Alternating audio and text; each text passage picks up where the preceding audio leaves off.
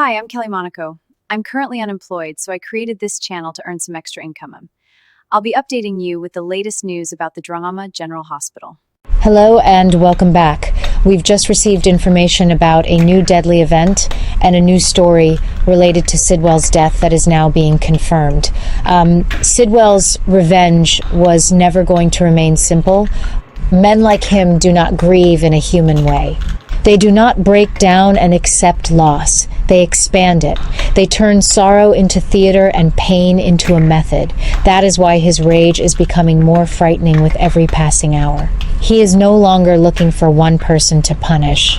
He is widening the field, stretching the circle of blame until everyone connected to Sonny begins to look like a suitable sacrifice. In his mind, vengeance is no longer justice for Marco. It is now a philosophy, a campaign, a dark religion that demands fresh offerings. Sonny is still the center of that hatred, but Sidwell understands something crucial. Destroying Sonny outright would be brutal, but destroying the people whose pain Sonny would be forced to watch would be far more devastating. That realization is what makes the threat feel so much larger now. This is no longer about a direct strike. It is about dismantling a family, poisoning loyalties, and forcing every person around Sonny to live in the shadow of sudden death. Rick is one of the first names that begins to carry a different weight under that pressure. He may not be the most obvious target at first glance, but that is exactly why he is vulnerable. Rick stands in a dangerous place between history, rivalry, blood, and uneasy cooperation. If Sidwell sees Sonny and Rick moving in the same orbit, even temporarily, then Rick becomes useful as both a warning and a provocation. Hurting Rick would not only rattle Sonny, it would send a message that no one standing near him is beyond reach. Rick also carries something Sidwell would appreciate attacking: complicated family value. He is not just a man with a past, he is a node in a network of emotional consequences. If Rick falls, Molly bleeds. Alexis breaks. Sonny is forced into the unbearable position of watching another old family wound tear open in public. Sidwell would not merely see Rick as an enemy, he would see him as a pressure point. That is where Molly's danger begins to sharpen. Molly has always existed at the intersection of logic and emotion, trying to hold herself together through reason, even when the people around her repeatedly drag her into chaos. But reason is useless against a man who has stopped caring about proportion.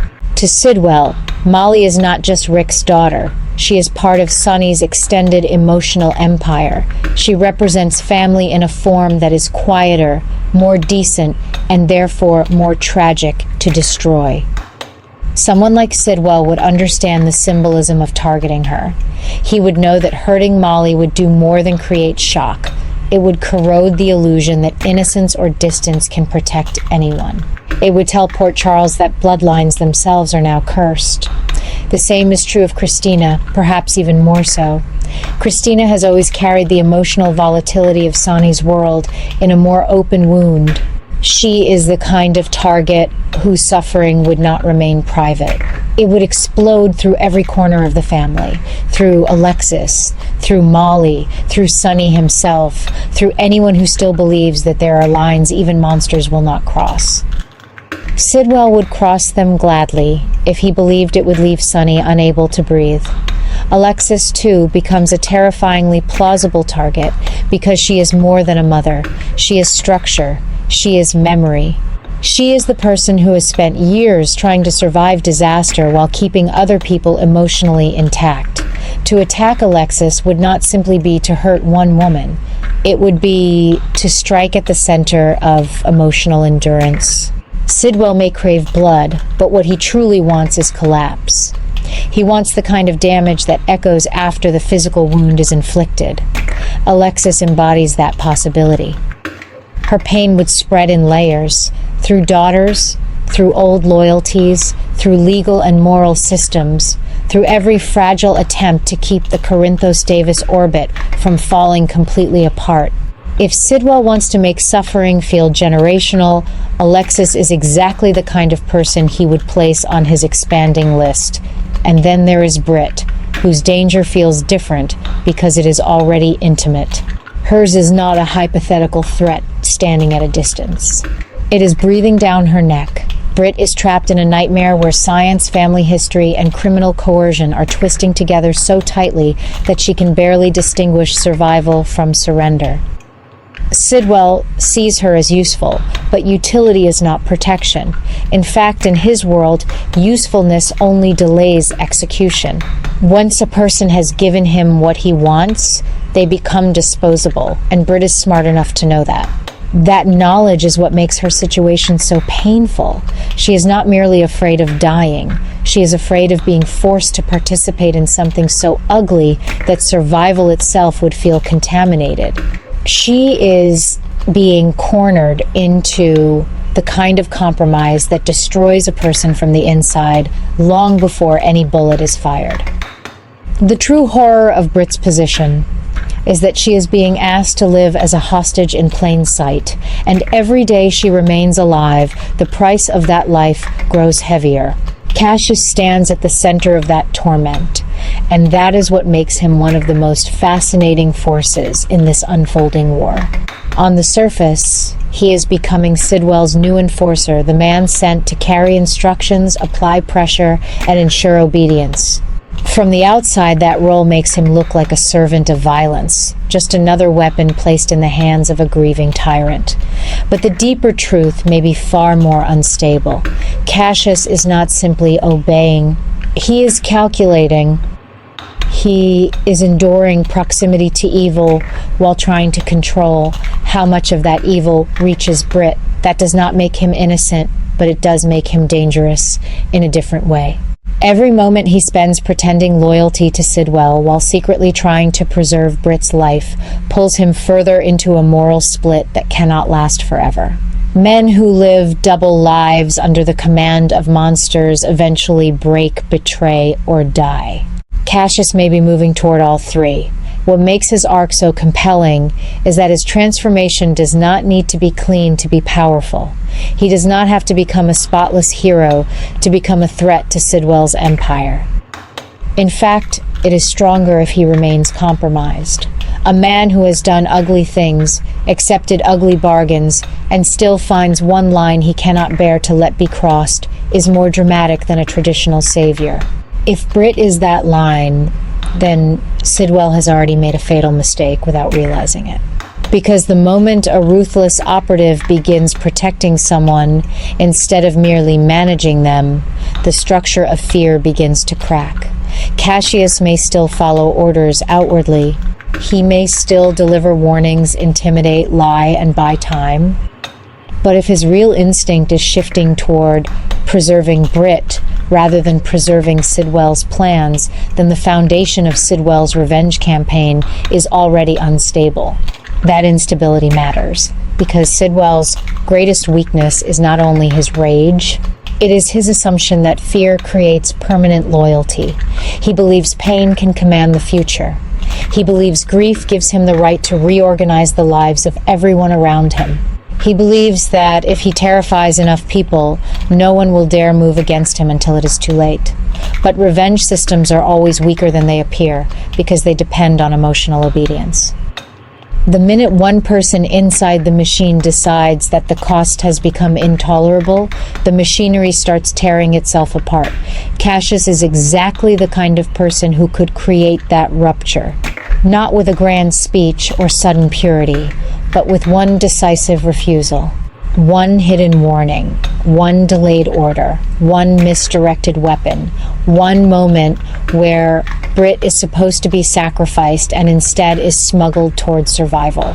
Once that happens, Sidwell's plans stop feeling inevitable. They start bleeding from within. And if Sidwell's plans begin to fail, the consequences will be catastrophic. Men like him do not retreat gracefully. They lash out harder. That means the danger to Sonny, Rick, Alexis, Christina, and Molly would only intensify in the short term. But it also means Sidwell would become exposed. The larger his target list grows, the more mistakes he is forced to make. The more people he tries to terrorize at once, the harder it becomes to control the narrative of blame. He would be fighting too many emotional fronts at the same time. Sonny would turn more savage. Rick would be forced out of any illusion of safe distance. Alexis would stop playing defense and begin thinking like a woman with everything to lose. Christina and Molly would no longer merely be reacting to danger. They would become living evidence that Sidwell's war had crossed into unforgivable territory. And Britt, instead of dying quietly as a discarded piece on his board, could become one of the central witnesses to his unraveling. There is a beautiful irony in that possibility. Sidwell's grief has made him believe he can control death, assign it, expand it, and use it to shape the world in his image.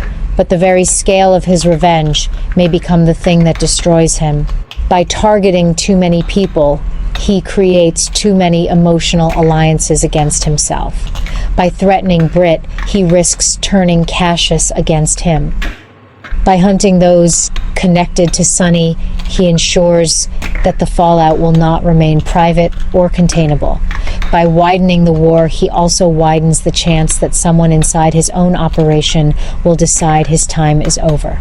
Every new target added to his list increases not just fear, but resistance. Every cruel instruction makes betrayal more likely. Every attempt to turn pain into power brings him closer to becoming the one man everyone can finally agree must be stopped. That is why this story feels as if it is moving toward more than revenge. It feels as if it is moving toward annihilation. Not the annihilation of Sony's family, as Sidwell imagines, but the annihilation of Sidwell's own myth of invincibility. He can threaten Rick. He can cast a shadow over Alexis. He can place Molly and Christina in emotional crosshairs. He can tighten the noose around Britt and try to use Cassius as his obedient blade. But the more he does, the clearer the end becomes. He is building a world held together by panic, and panic never lasts forever. Eventually, someone stops trembling. Eventually, someone decides they would rather risk death than keep serving it. When that moment comes, Sidwell will discover that he did not create absolute control. He created the conditions for his own destruction. Cassius may be the first fracture. Sonny may become the visible force of retaliation. Alexis may become the moral fire that refuses to let the dead be buried beneath intimidation. Rick may be driven into the kind of dangerous clarity that family pain can produce.